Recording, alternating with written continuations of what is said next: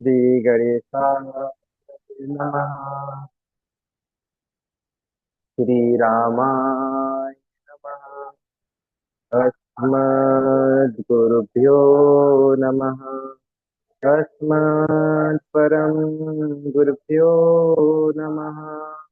अस्मत् गुरुभ्यो लंबोदरं परम सुंदरं पीताम्बरं श्रियनयनं परमं पवित्रम् उद्यद्दिवाकर्णिनिबोधवल्कान्तिकान्तं विघ्नेश्वरं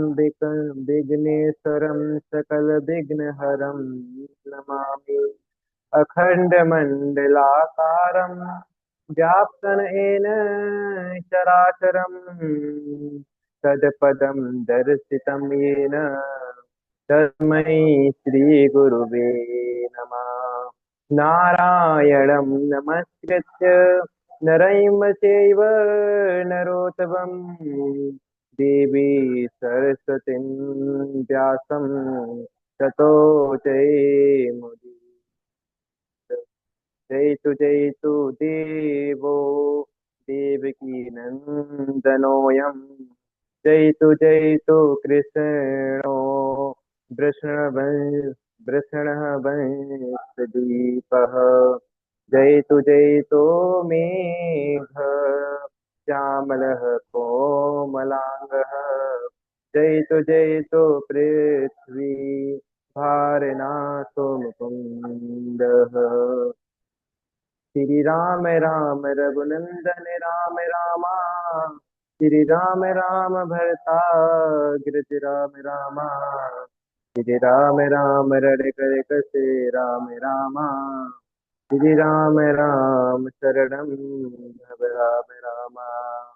माता रामो मत्पिता रामचन्द्रः स्वामी रामो मत्सखा रामचन्द्रः सर्वस्मै मे रामचन्द्रो दयालु नान्यं चाइमे नैव जाने न जाने रामाय रामभद्राय रामचन्द्राय वेदसे रघुनाथ नाथाय रघुनाथाय नाथाय सीताय पते नमः।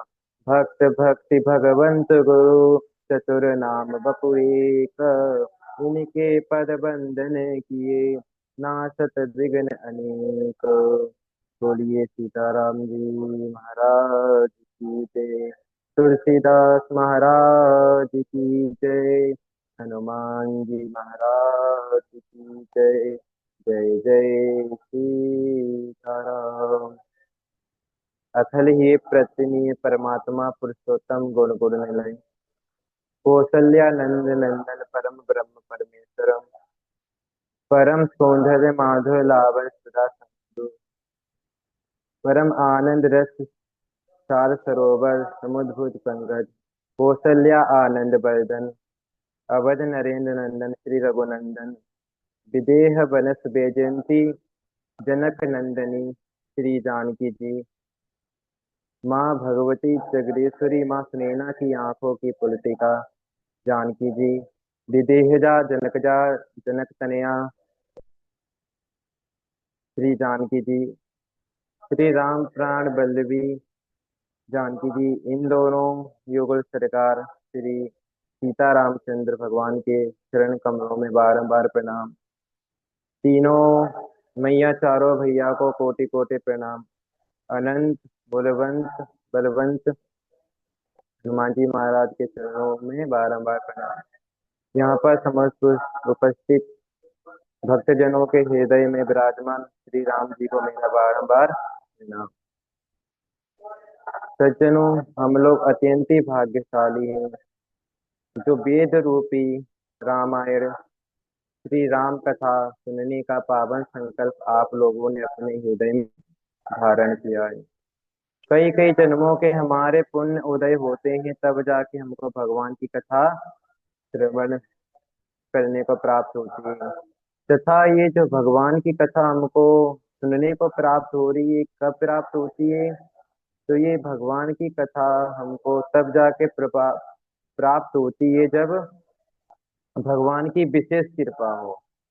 भगवान शंकर भी पार्वती मैया से यही कहते हैं, अति हरि कृपा जही पर होई, पाव देहे यही मार्ग सोई। भगवान शंकर कहते हैं पार्वती मैया से कि अति हरि कृपा जाहि पर होई और पाव देहे यही मार्ग सोई।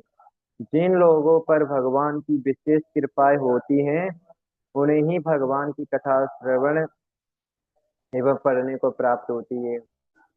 कृपा दो प्रकार की होती है, एक सामान्य कृपा, एक विशेष कृपा। सामान्य कृपा से हमको धन दौलत मिलता है, बड़े बड़े पद मिल जाते हैं, दुनिया की तमाम वस्तुएं प्राप्त हो जाती है, मोह माया हो जाती है, लेकिन भगवान की कथा प्राप्त नहीं होती।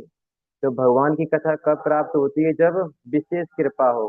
विशेष कृपा किसे कहते हैं? कृपा में भी कृपा हो, वो केवल भगवान द्वारा ही प्राप्त की जा सकती है। तो तुलसीदास जी कहते हैं कि मंगल करिन कलिमल हरिन तुलसी कथा, रघुनाथ की गति कोरी कविता, सरित की जियो सरित पावन पात की। तुलसीदास जी कहते हैं कि मंगल करिन कलिमल हरिन तुलसी कथा रघुनाथ की। जो प्रभु रघुनाथ जी की कथा है ये मंगल करने वाली है और समस्त पापों को हरने वाली है। तो भगवान की कथा अनंत है, महिमाएं उनकी न्यारी है। चरितम रघुनाथ से शतकोटि प्रवेशम, एक मध्यम पुंसाम महापातक नाशनम। भगवान के चरित्र में, राम चरित्र में एक एक अक्षर में महापातक को विनाश करने की शक्ति निहित है। वो श्री राम जी से बढ़ के तो इस संसार में सत्य मार्ग पे कोई आरूढ़ ही नहीं है। अच्छा, रामायण का अर्थ क्या है? रामायण का अर्थ है श्री राम से चरितान्वितम अयनम शास्त्रम। रामचरित्र से संयुक्त शास्त्र का नाम है रामायण। और रामायण में भगवान श्री राम का घर बताया गया है, अयन। अयन का अर्थ होता है घर। और प्रभु श्री राम सीता जी इसमें सपरिकर नित्य निवास करते हैं। श्री राम अयते प्रापयेत येन तद रामायणम। जिसके द्वारा भगवान की प्राप्ति हो, राम जी की प्राप्ति हो, उसे रामायण कहते हैं। अच्छा, रामायण का फल क्या है? सर्व पाप प्रशमनम, दुष्ट ग्रह निवारणम। जो प्रभु की कथा श्रवण करता है, नित्य रामायण पढ़ता है, चौपाई पढ़ता है, उसके समस्त पाप धुल जाते हैं। उस समस्त पाप ग्रहों की बाधा को निर्वृत्त करने वाली है प्रभु जी की राम कथा। निर्वृत्त का अर्थ है छुटकारा देने वाली है। ग्रहों की संख्या तो 9 है जैसे हम सभी लोग जानते हैं, लेकिन उसके अलावा एक अनोखा ग्रह है, मंगलमय ग्रह है। जब वो ग्रह की कृपा हो जाती है तो अन्य ग्रहों की जरूरत नहीं पड़ती। अब वो ग्रह ब्रह्मांड में नहीं है, लोकों में नहीं है, वो लोग, वो ग्रह इसी संसार में है, इसी धरती पे। बस उसे पहचानने की जरूरत है। अब आप लोगों के मन में संशय होगा कि कौन सा ग्रह है। तो वो ग्रह है राम ग्रह है, तो वो कृष्ण ग्रह है। मनुष्य के जीवन में राहु का प्रभाव होता है, शनि का प्रभाव होता है, केतु का प्रभाव होता है। लेकिन जब इस ग्रह की कृपा हो जाती है तो इन ग्रहों की तो कुछ चलती भी नहीं है, और मंगलमय आनंद जीवन यापन करते हैं। राम कथा का उत्स है चरित्र निर्माण। कथा का शब्द क्या है? कथा का पहला शब्द का अर्थात आनंद। कथा का दूसरा शब्द था अर्थात स्थापना। जहाँ कथा की स्थापना हो जाए, जहाँ आनंद की स्थापना हो जाए, उसे कथा कहते हैं। और संसार में रहकर आनंद से कैसे जिया जाए, ये तो हमें सिर्फ राम कथा बताती है, कृष्ण कथा बताती है। ये कथा सुन के हम कैसे आनंदमय जीवन यापन कर सकते हैं। कथा जो भक्तजन श्रद्धा पूर्वक कथा का श्रवण करते हैं, वो उस वैराग्य भाव से परिचित हो जाते हैं जो भगवान श्री राम में था। प्रभु में कौन सा वैराग्य भाव था? तो प्रभु में ऐसा वैराग्य भाव था कि 14 वर्ष के वनवास को वो ऐसे चले गए प्रसन्नता पूर्वक जैसे उनको 14 दिन का मिला हो। कर्म मनुष्य को तभी बंधन में बांध सकता है जब उसमें स्वामित्व की भावना हो। तब तक मनुष्य को बंधन में नहीं रख सकता। और राम जी तो अपने पिताजी के राज्य को इस तरह छोड़ के चले गए जैसे कोई राहगीरी किसी वस्तु में राग नहीं रखता हो। राजीव लोचन राम चले, सजी बाप को राज बटाओ की। राम कथा को श्रवण करने वाले श्रोता को ये बात का विशेष ध्यान रखना चाहिए कि जो चेतना संसार के विषयों की ओर दौड़ रही है उसे अंतर जगत की ओर मोड़ देना चाहिए। पूज्य स्वामी तुलसीदास जी ने रामचरितमानस में क्रमशः श्लोक के साथ 7 बीज बोए हैं। उन्हीं 7 बीजों से, कांडों से हमारा संपूर्ण रामचरितमानस संपन्न हुआ है। वो कांड कौन कौन से हैं? बाल कांड, अयोध्या कांड, अरियंड कांड, किष्किंधा कांड, सुंदर कांड, लंका कांड। ये 7 कांड हैं जिन्हों से हमारी रामायण की उत्पत्ति हुई है। उस संसार में आके जीवन से कैसे जीना है, ये रामायण का प्रत्येक अक्षर, प्रत्येक चौपाई, प्रत्येक छंद श्रोता हमें जीवन जीने की प्रेरणा देता है। वो प्रेरणा देता है कि हमें दुख में कैसे जीना चाहिए और सुख में भी हमें कैसे जीना चाहिए। ये नहीं कि सुख में ही जियो और सुख में तो भगवान को भूल जाओ।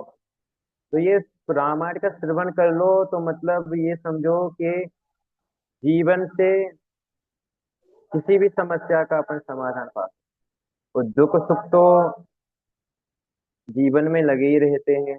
भगवान शंकर को भी दुख हुआ था। वो कहते हैं दुखी भयो वियोग प्रिय तोरे। जब सती जी का देहांत हुआ था तब भगवान को भी दुख हुआ। श्री राम जी को भी दुख हुआ था। शाम को तो उनकी राज तिलक की तैयारी हो रही थी युवराज की, और सुबह ही उनको वनवास पहुंचा दिया। अब सोचिए, जब भगवान को आके दुख झेलना पड़ा तो फिर हम मनुष्य किसने? तो तुलसीदास जी कहते हैं आगे की, नाना भांति राम अवतारा, रामायण सत कोटि अपारा। नाना भांति राम अवतारा, रामायण शत कोटि अपारा। तो प्रभु जी ने अनेक अनेक कल्प में अनेक अनेक तरह से अवतार धारण किए हैं। तो रामायण शत कोटि अपारा, रामायण को चाहे तो आप 100 करोड़ बोल दो या फिर अपार बोल दो, और फिर भी तुलसीदास जी ने इसको लिखी है, इसकी रचना की है। और इसका निर्देश तो उनको भगवान शिव से ही प्राप्त हुआ। अब कैसे हुआ था इसकी हम आपको कहानी बताते हैं। एक बार योगी राज नारद जी लोगों पर कृपा करने के लिए, दूसरों पर कृपा करने के लिए समस्त लोगों में विचर रहे थे। और विचरते विचरते वो सत्यलोक पहुंचे। मूर्तिमान वेदों से भवन घिरा हुआ उन्होंने मार्कंडे जैसे समस्त मुनि ऋषियों की स्तुति की।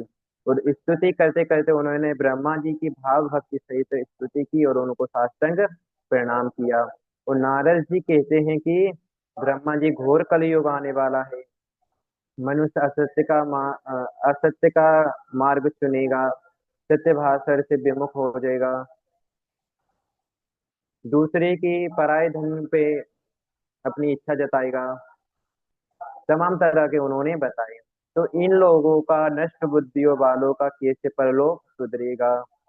तब ब्रह्मा जी कहते हैं कि पूर्व काल में पूर्व काल में भक्त वत्सल पार्वती जी को राम तत्व जानने की जिज्ञासा हुई। और उन्होंने शंकर जी से विनय पूर्वक प्रश्न किया कि प्रभु, मुझे राम कथा जी का वर्णन सुनाइए। तब भगवान शिव जी ने अपनी प्रिया जी को इस गूढ़ रहस्य का वर्णन किया। भाई उत्तर रामायण से प्रसिद्ध। रचि महेश निज मानस राखा, पाहि सुसमय शिवासन भाषा। रचि महेश निज मानस राखा, उपाय सुसमय सिंहासन भाषा। जिस जो आज समस्त दुनिया में, संसार में जो रामचरितमानस प्रकाशित हुई है तुलसीदास जी के, तो तुलसीदास जी ने तो उसे सिर्फ भाषावृत्त की है। वाकई में अगर हकीकत में देखा जाए तो ये सर्वप्रथम भगवान शिव जी ने रच दी थी, और रचने के बाद उन्होंने ये अपने मन में धारण की, उन्होंने प्रकाशित नहीं की थी। और हृदय में प्रसन्नता पूर्वक उन्होंने इनका नाम रामचरितमानस रख दिया। उस सर्वप्रथम कथा रामचरित किसने किसको सुनाई? सर्वप्रथम भगवान शिव ने पार्वती जी को सुनाई। ये ज्ञान के ज्ञाताओं के लिए है। फिर उसके बाद भक्ति के रूप में उन्होंने काकभूषुंडी जी को सुनाई। तो काकभूषुंडी जी ने याज्ञवल्क्य ऋषि को सुनाई, और याज्ञवल्क्य ऋषि ने भरद्वाज मुनि को। ये परंपरा ऐसे ही आगे चलती रही, और तुलसीदास जी कहते हैं कि ऐसे ही आगे चलती रहेगी। और जे हरि भगत सुजाना, कहीं सुनहि समु जय विधि नाना। और जे हरि भगत सुजाना, वो कहीं सुनहि समु जय विधि नाना। तो बाबा तुलसीदास जी कहते हैं कि जो हरि के भक्त हैं वो कथा को कहते हैं, सुनते हैं, और अनेक अनेक विधियों से समझते हैं, उसका वर्णन करते हैं। भगवान की कथा में इतने सौभाग्य का दर्शन हो रहा है, इसका प्रमाण क्या है? आजकल युग है, सबको प्रमाण चाहिए, सबूत चाहिए। तो भागवत महापुराण में एक कहानी आती है पारिस्थिति की और सुखदेव जी की। उसमें सुखदेव जी गंगा तट किनारे सुखताल पे महाराज परीक्षित जी को कथा श्रवण करते हैं, और कथा श्रवण करते हैं। वो देवताओं स्वर्ग से देखते हैं कि पारिश जी कथा श्रवण कर रहे हैं। वो मूल्य जानते हैं देवताएं कि कथा का मूल्य क्या होता है। तो तो देवता है योजना बनाते हैं, और अमृत कलश लेके भगवान के पास जाते हैं, सुखदेव जी के पास जाते हैं, और बोलते हैं कि महाराज परीक्षित जी को मृत्यु कब है? आप इनको ये अमृत रस कलश इनको दे दीजिए, पिला दीजिए, और इनके बदले में इनकी कथा हमको दे दीजिए। लेकिन विनय अनेक उन्होंने प्रयास किए, लेकिन सुखदेव जी ने उनका प्रस्ताव स्वीकार नहीं किया। वो कहने लगे कि आप कांच के टुकड़ों की तुलना मणि से कर रहे हैं। वास्तविक में अगर देखा जाए तो कथा का मूल्य अत्यधिक है। सोचिए, स्वर्ग में किसी चीज की कमी नहीं है, समस्त तरह की भोगों के लिए अप्सराएं, खाने पीने के लिए वस्त्र सोना गिरे, फिर भी कथा के पीछे देवताएं पड़े थे। आप अब भक्तजनों, आप लोग इस बात से अनुमान लगा सकते हैं कि राम कथा कृष्ण कथा में कितनी बड़ी सामर्थ्य होती है, जो भगवान की कथा सुनने के लिए देवताओं भी स्वर्ग से धरती पर चले आए। और इस कलयुग में सर्वत्र तो एक ही चर्चा चली रहती है कि अरे भाई, कलयुग में भजन कठिन है, साधना कठिन है, योग कठिन है। सतयुग में लोग योग करते थे, साधना करते थे। त्रेता युग में यज्ञ करते थे। द्वापर में पूजा विधान था। लेकिन कलयुग में ये सब कुछ बहुत मुश्किल है। वो जो हो भी रहा है वो कितनी कठिनाई से हो रहा है, जो तो कर रहा है वो उनको ज्ञात है। तुलसीदास जी कहते हैं, यही कली कालेना साधन दूजा, जोगी जगी जपे तप व्रत पूजा। जो महाराज तुलसीदास जी कहते हैं कि यही कली कालीन साधन दूजा, योग जग जप तप व्रत पूजा। ये छह चीजें हैं जो कि कलयुग में करना अत्यधिक कठिन है। सोचिए 500 साल पहले तुलसीदास जी ने ये सब कुछ वर्णन कर दिया है।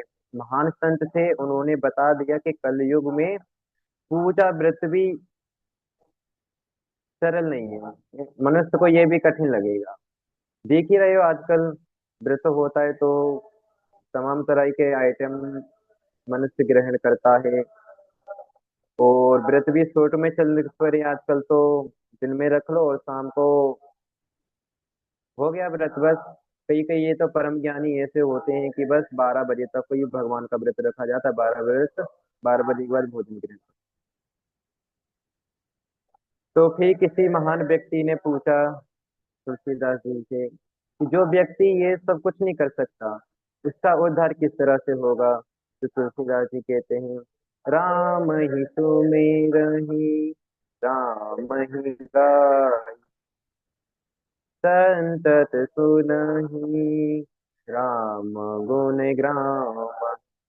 तो बाबा जी कहते हैं कि कुछ भी मत करो, सब छोड़ दो एक तरफ, सिर्फ राम को ही सुनना है, राम को ही गाना है, तो उनका ही स्मरण ध्यान करना है बस।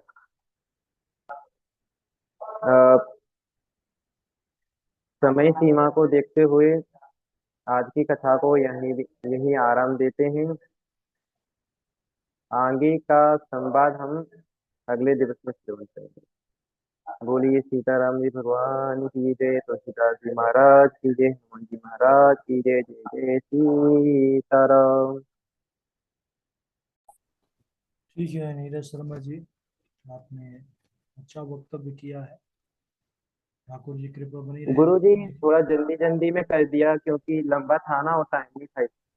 हाँ हाँ, कोई बात नहीं, समय का ध्यान में रखते हुए आपने किया। चलिए, जल्दी जल्दी वक्तव्य करेंगे तो और अपने आप अच्छा होता जाएगा।